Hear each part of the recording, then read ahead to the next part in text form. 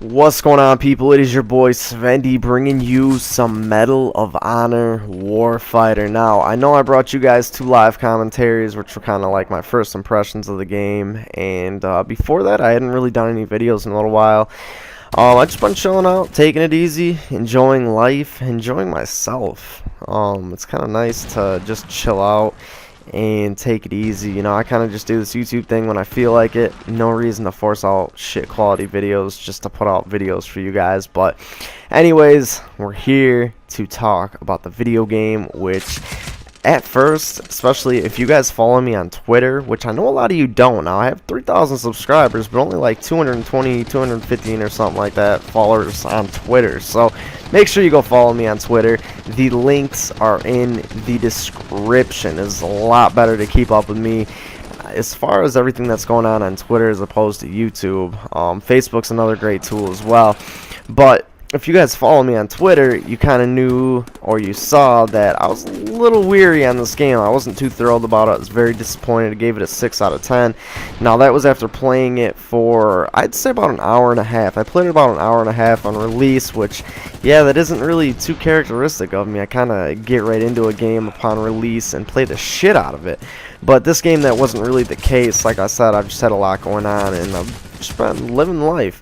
But, my opinion of the game has changed quite a bit since then, and I think the reason being is that I really didn't give the game much of a chance when I first played it. An hour and a half of multiplayer isn't really the greatest way to gauge a review of a game. That was more or less just my first impressions. Now, since then, I would say the score's increased from, let's say, a 6 to a high 7.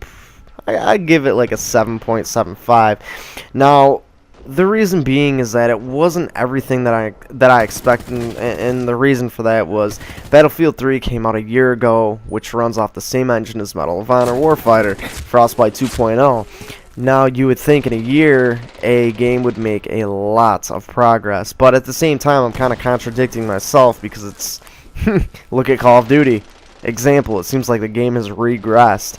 This isn't a flame war thing, that's just my honest opinion.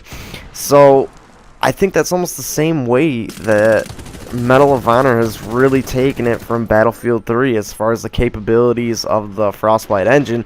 They've more or less regressed. Graphics aren't something that I really base an opinion on a game on. That's more so something that's almost like it's almost just like an added benefit. I don't think it's a requirement, but it's definitely, it's 2012. We should be playing with good graphics. The graphics definitely aren't Battlefield 3. The environments aren't fully destructible. They're actually barely destructible from what I've noticed. And as far as like the invisible barriers, and it looks like there's pathways that you can go down that you really can't. A lot of that stuff really pissed me off, and it was really annoying because, you know, I didn't think this game, nor was I hoping that it was going to be the next Battlefield, because it's Medal of Honor, and that is one thing that I do like about the game, is that it's different, it's unique. It almost kind of, in my opinion, brings Battlefield and Call of Duty, like if Battlefield and Call of Duty banged each other and had a child, I almost think that child would be Medal of Honor. It has a fast-paced, very, very fast-paced, close quarters gameplay, but at the same time, it's very, very team-oriented. Now, your fire team is you and one other person. It's similar to your squad in Battlefield.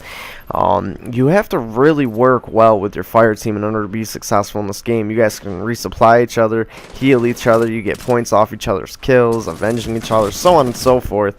You can really do a lot of damage if you guys do use a lot of teamwork, not only as a fire team, but as a team altogether. The gunplay in this game, it's pretty good. I think that more or less relates more to Call of Duty than anything. You can see here I'm sniping. I had a nice little rampage I went on with a sniper rifle.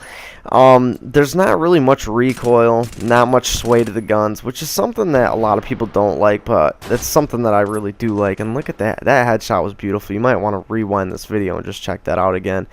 But, there's not really any of it. It's kind of an, you know, type of thing for me. I mean, it makes the game more fast-paced and close quarter, but at the same time, it takes away that Battlefield factor that I really seem to enjoy. And it's like that for all guns. Recoil's very minimal. A lot of the LMGs and stuff you will notice it on, but it's not where I think it should be. As far as kill streaks, I've used quite a few kill streaks. A lot of them aren't the kill streaks that you would see in a Call of Duty game where you just rack up a shitload of kills.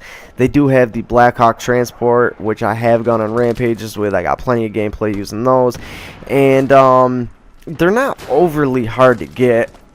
It takes a little bit of skill, but once you kind of get into the flow of things and learn the game, learn the map, so on and so forth, you get pretty good with it. But you know, they have some really neat kill streaks, from the radar jammer to the UAVs. It's not like the UAV in Call of Duty where you just click your little remote control and a UAV flies around the map. You take one of the actual UAVs that the military uses, one of the ones you hold in your hand and you throw, and that circles the map, and it's actually pretty damn awesome, if I don't say so myself. Some of the other kill streaks they have are some manned weapons, some manned LMGs. They have a deployable LMG, which is an absolute monster. It's like this huge 50 cal machine gun looking thing. You can bring it anywhere, you set it up, it's on a bipod. They have a cool grenade launcher. They have a bunch of really neat kill streaks, and that's something that really makes this game unique as far as how the kill streaks are set up. I would say this game is very deep, and that is one big thing that it does have going for it, is the depth of the game as far as the kit, class customization, the weapon customization. There's something like 8 or 9 different countries you can use to represent each class. There's demolitions, heavy gunner, pointsman, assaulter, sniper, spec ops. I believe those are all the classes, and for each class you have 9 different countries that can represent that class. Now each country has specific weapons attachments, camo, so on and so forth that other classes don't offer, so it does bring a unique perspective to the game. Like I said, it's very deep, and that's why you got to give this game time. You can't play it once or twice and say this game sucks or this game's really good. You know, give it some time, try all the different game modes. Combat mission is pretty much identical to Rush on Battlefield 3, and even Bad Company 2, and that's my game mode of choice. It's the one I really do enjoy the most. I believe they have one called Sector Control. I've played Hotspot, Team Deathmatch. Hotspot's almost like Demolition, except say there's 5 bomb sites on a particular map. And Hotspot, it's going to activate a bomb site at random for you to go and have to detonate. So it's really hard to that's one game mode that, you know, kind of takes away the bottleneck factor, camping people's spawns, camping particular areas of the map, because you never know where the bomb site's going to be. And I actually think it's an awesome idea, and I would like to see that in other first-person shooter games in the future. You can see I had a nice little C4 throw right there. Right here I'm using the Demolitions class. Demolitions class has the ballistic armor, which makes you harder to kill, but if your enemies can flank you, shoot you in the back, you go down just as easily as anyone else. Each class has very role specific uses that you can really get out of them. Each class is very effective in any situation, so you can always find a use, but you know, that comes around to coordinating with your team and working with your team, so on and so forth. I would say that this game caters to the younger, more casual crowd a lot more than Battlefield, but a lot less than Call of Duty, because it's a lot more in-depth than Call of Duty, but it's a lot less, I don't like to use the word realistic. I would say it's a lot less of a military simulator as opposed to Battlefield 3. Some people have even compared it to Ghost Recon. It doesn't have all the crazy technology that Ghost Recon has, but does have some, you know, some pretty crazy shit. So I think that it would kind of, oh my gosh, look at that C4 fail. I threw C4, I meant to throw it forward, and it went straight in the air and came back at me. Yeah.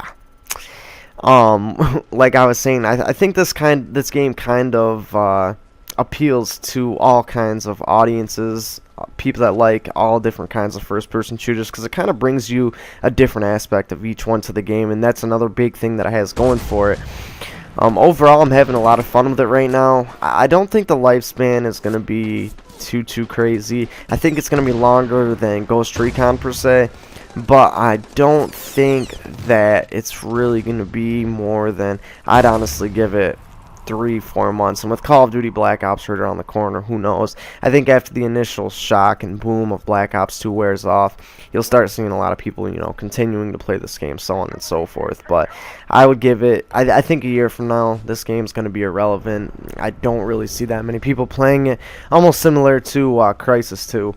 But I'm definitely going to keep playing this game, you know, up till and through Black Ops 2. So if there's gameplay or any particular aspect or feature of the game you guys want to see, definitely let me know in the comments below.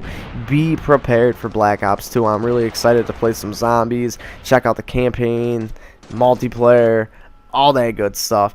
And I'm definitely going to be getting back into BF3 as well. I know we have some DLC on the way very soon, so that's something I'm really excited about. I haven't been playing Battlefield 3 in a couple weeks. Honestly, not really ever since I posted videos on my channel last, which was a couple of weeks ago. As far as the consistency with the video uploads, with all these games coming out, it is definitely going to get me back into uploading more. Assassin's Creed 3 is coming out as well. Need for Speed, I might pick that up. There's a lot of great games coming out, so stay tuned. Let me know what you guys want to see in the comments below. And until next time, it is your boy Sven-D, and I'll catch y'all later. Peace.